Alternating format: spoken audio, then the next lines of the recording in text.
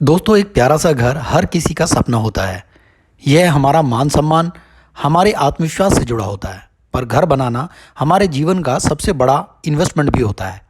इसके लिए एक बड़े अमाउंट की आवश्यकता होती है। ज़्यादातर लोग होम लोन लेते हैं और बदले में अगले 20-25 सालों के लिए बैंक को अपनी कमाई का एक बड़ा हिस्सा देते हैं, जिससे सिर्फ कमाई ही नहीं, उनका सुकून भी गायब होने लगता है। और क्योंकि आप उस घर में रह रहे हैं, तो वह आपके लिए कोई इनकम भी जनरेट नहीं कर रहा होता।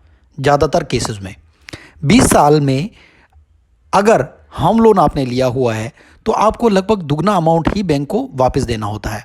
अगर हम उदाहरण के तौर पर देखें, आज एक मिडिल क्लास फैमिली को घर 40 से 50 लाख रुपए का अमाउंट में मिलता है। अपने घर के लिए मान लीजिए 50 लाख का फ्लैट आप लेते हैं, तो आमतौर पर होम लोन लेते वक्त मिनिमम 10% यानी कि 5 लाख रुपए देकर आप घर फाइनेंस करा सकते हैं। यानी 45 लाख का लोन अब 20 साल तक हमें ईएमआई के रूप में चुकाना होगा, लगभग 9% के ब्याज के साथ। अब घर तो लेना ही है, तो ऐसा क्या करें ताकि ब्याज कम से कम या ब्याज को रिकवर किया जा सके।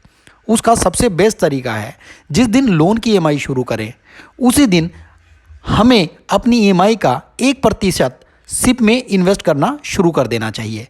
यह सिप इक्विटी बेस्ड होनी चाहिए और यह ध्यान रखें कि उसमें हमें 15% से ऊपर का रिटर्न मिले। अब हम देखते हैं कि 45 लाख के लोन पर 8.5% के ब्याज से मंथली किस्त आती है 39,052 रुपये। यहाँ लोन 8.5% के ब्याज पर लिया गया है और टेन्योर 20 साल का लिया गया है। आपका टोटल ब्याज होगा 48,72,492 रुपये। टोटल पेमेंट विद प्रिंसिपल होगी 93,72,492 रुपये। अब जिस व्यक्ति ने वीडियो देख करके अपनी मंथली ईएमआई का 1% यानी 3900 रुपये के आसपास की सिप की थी, उनकी मैच्योरिटी हुई रफली 59 लैक्स के आसपास, जिसके लिए हमने इक्विटी फंड को चुना था और 15% का रिटर्न लिया। दोस्तों, अब यहाँ बहुत से दोस्त LTCG, इन्फ्लेशन आदि की बारे में सोच रहे होंगे।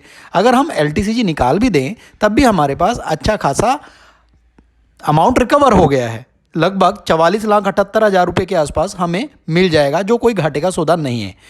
स्पेशली जो लोग जॉब में हैं या ऐसे बिजनेस में हैं जिनके पास समय निकालना बहुत मुश्किल है, वो बिना ज़्यादा दिमाग लगाए अपने पैसे को एक प्रोफेशनल फंड मैनेजर के द्वारा इन्वेस्ट करके 15% का रिटर्न आराम से ले सकते हैं और अपने पर पड़ने वाले इतने बड़े बोझ को आसानी से कम कर सकते हैं। आपका समझदारी भरा फैसला आपको एक बड़े तनाव और ईएमआई लोड से छुटकारा दिला देगा। अगर आप चैनल पर नए हैं और वीडियो को लाइक करते हैं, तो चैनल को सब्सक्राइब करें और अपने दोस्तों के साथ शेयर करें, जिससे हमें ऐसी वीडियो बनाने के लिए मोटिवेशन मिल सके।